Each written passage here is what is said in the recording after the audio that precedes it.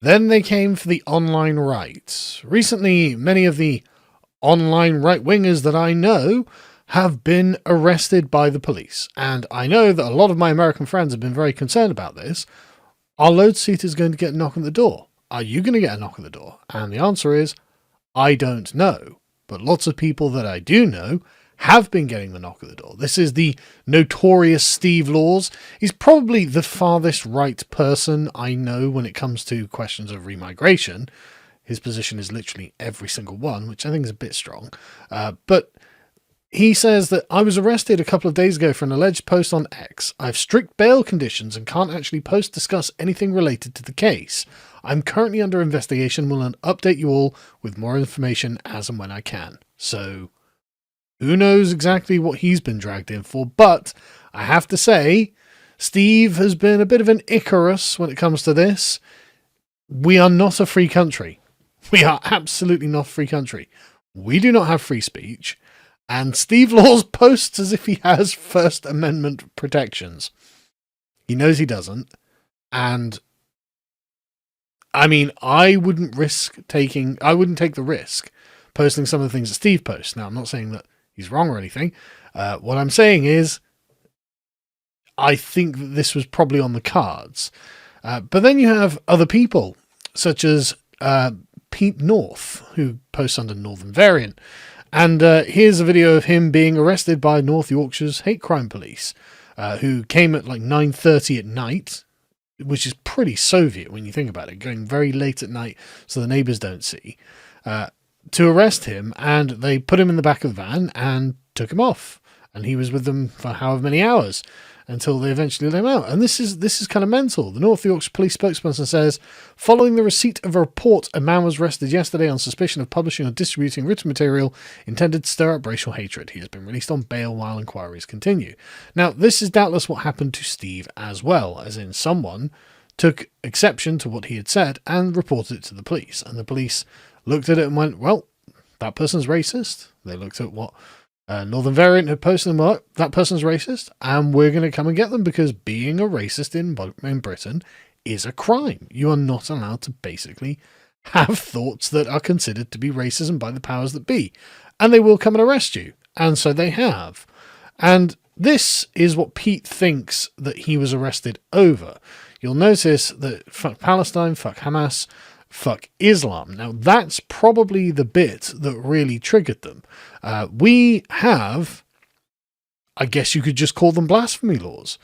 Blasphemy laws by another name, because you are not allowed to say fuck Islam. You are not allowed to condemn Islam as a whole, as an ideology or a faith. Apparently, for some reason, we have to accept that that's a protected characteristic. And so the idea that Britain had religious tolerance so we could debate religions is basically gone. And we do have, via the various hate speech laws that we have, new blasphemy laws. Because this, of course, doesn't apply when Christians are insulted, or any other religion, actually, now I think about it. I mean, for Judaism, you probably get called an anti-Semite, but even then, if you said fuck Judaism, I don't think you'd get arrested for it. But if you say fuck Islam, the British police are all over you. It's like, right, okay, well, that's pretty remarkable. But it's not the first time that we've seen this. I mean, there was a chap in Scotland who had scrawled on the wall, Islam is questionable, and he got arrested for that. So this is a consistent pattern that we've seen. And it's not just these examples. There are definitely other examples. There's no point in me dragging them up. You can go search for them in your own time. This is not an unusual occurrence. And so there we go. This is what happens in modern day Britain. And David Atherton was arrested for posting the same thing.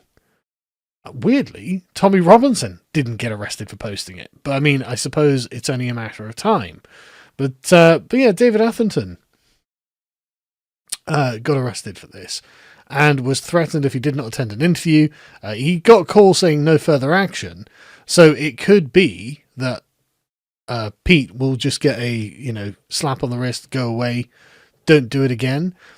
But the thing has taken on a life of its own, which is good. I mean, obviously it was reported by the Daily Mail, and so they I've got an entire article just talking about it, and a lovely picture of Pete there. And I think it's worth noting that Pete has a form of Tourette's, which is closely linked to autism or something. And so he had a bit of a panic attack of some description. I'm no expert. The police are actually quite sympathetic and acted quite humanely towards him. But, he's that kind of guy. Anyway, the Telegraph have done an article on it, covering it, because, of course, this is ridiculous. We should be able to insult Islam if we want. We actually, weirdly, we shouldn't be in hoc to a state that actually... I mean, what's the difference between the British state and the Islamic State, ISIS, other than the severity of the crime, the severity of the punishment, right? You're not allowed to insult Islam in Britain or in some sort of caliphate. I was like, right, okay. So substantially, we're not that different, right? We are kind of an Islamic state if you're not allowed to object to Islam or criticize Islam or insult Islam, because that will be, quote, stirring up racial hatred. Which, again, is very interesting. It's to suggest that actually no Muslim has ever changed their mind. No one has ever left Islam. And in fact, Islam is an intrinsic property of people from the Middle East or from Pakistan or wherever. This is an intrinsic, immutable property of these people. And therefore, if you are insulting towards what is actually a body of ideas, then you are being racially hateful, which is, of course, a crime in Britain. So, remarkable, isn't it, that we've arrived in this place where we have blasphemy laws and they are being enforced? So, okay, I guess we should have expected that. Spiked, Fraser Myers did his thing. Is it a crime to say fuck Islam? Yeah, it seems to be. It seems that is the case. The arrest of Pete North has exposed the tyranny of the speech police. Well, I mean, we have 12,000 people arrested a year for speech crimes online, many of them being working class people who are saying many things like Pete North. I mean, this is genuinely like the nature of the country. Like, I don't even know if it has exposed the tyranny of the speech police. He's just another casualty in their crackdown against people insulting Islam, which it just seems bonkers, doesn't it? But that's the world in which we live. That is the country that we have. These are the laws that are on the books. Now, Nigel Farage, when he comes into power, if he wants to win a lot of favour with a lot of people, he can just repeal all of these. Like, speak to David Starkey, Danny Kruger, speak to David Starkey. Get him to draw up a list of things to include in the Great Repeal Bill and get some legal experts. I'm sure you can get some lawyers to just draw up what the Great Repeal Bill will look like and then pass it. Do it on day one. First day in Parliament as Prime Minister Farage, which honestly, and I know I'm sure you're aware, I have many criticisms of Nigel Farage, but I still will kind of enjoy him being the Prime Minister, right? Because there's going to be the most epic meltdown. It's going to be like when Trump won in 2017. It's going to be salt mines are open, right? And I do love me a good salt mine, but he will have the opportunity when he wins a majority of 350 or whatever he ends up getting. He will have the opportunity to just remake the country. And by God, someone's got to take it, right? Speak to David Starkey, get him to draw up the Great Repeal Bill, speak to the lawyers, make sure it's all worded properly, get it sorted, and then just pass it. Just pass it.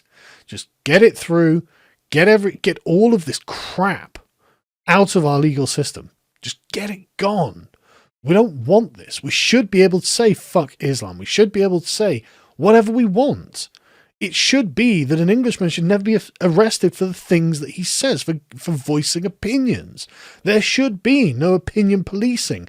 And this kind of policing is only possible because the laws exist to make it so. If the laws didn't exist, the police have to go, well, I mean, it's not a crime, so there's nothing I can do about it.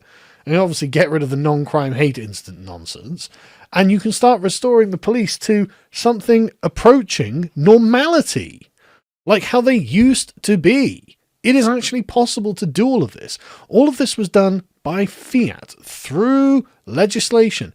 We can just undo it through legislation. It can be done.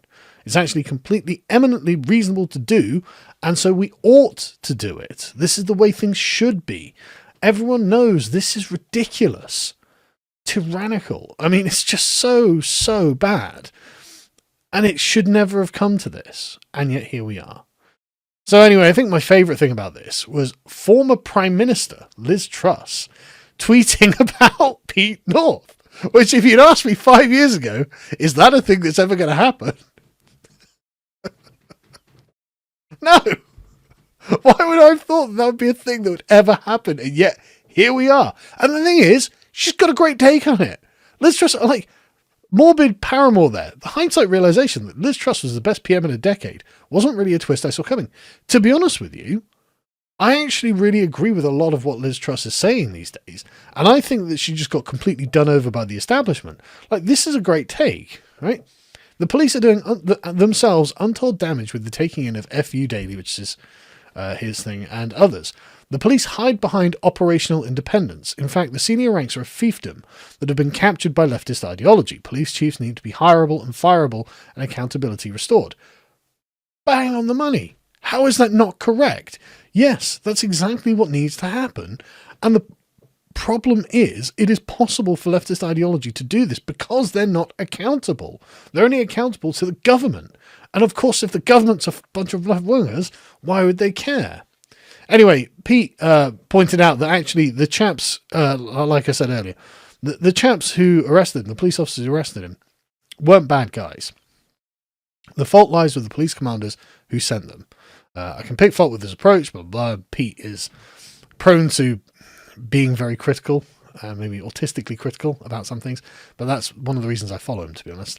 I like to hear autism about nitpicky details, but he chose, they put you in a cage in these cars, and he opened the back of the cage because he was having a severe Tourette's panic episode.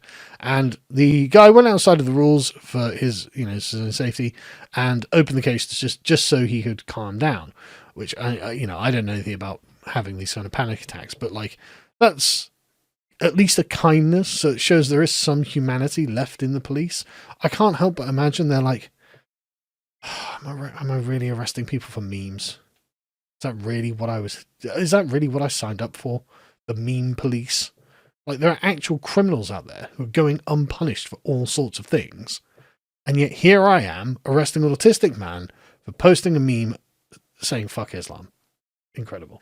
Anyway, so basically, folks, I just want to reiterate, be careful what you post online. Just don't think in Britain that you are in a free country, because you're not. This is not a free country. This is a country with tyrannical speech laws that are way more policed than speech laws in almost any other country in the world. I bet communist China doesn't police their speech laws nearly as hard as we do. And we've got way more people who go to jail for politically incorrect speech than the communist Chinese do. And they've got 1 billion people in their country. That's how hard we come down on all of this. So just be aware. Just be cognizant of the fact that we are not a free country. You are not free to just post whatever you like. I mean, has Lucy Connolly taught us nothing in all of this? So again, I'm not having to go or anything, but like, just for you listening, just be careful. And yeah, the knock might well come for us one day, and maybe it will. Who knows? But we do try to be as safe as possible. We are trying to push the envelope, obviously, but we are definitely trying to do it in a way that doesn't provoke a response and doesn't contravene their own laws. And criticize all you want for that, but I think that's just the sensible thing to do. And I think you should be sensible as well.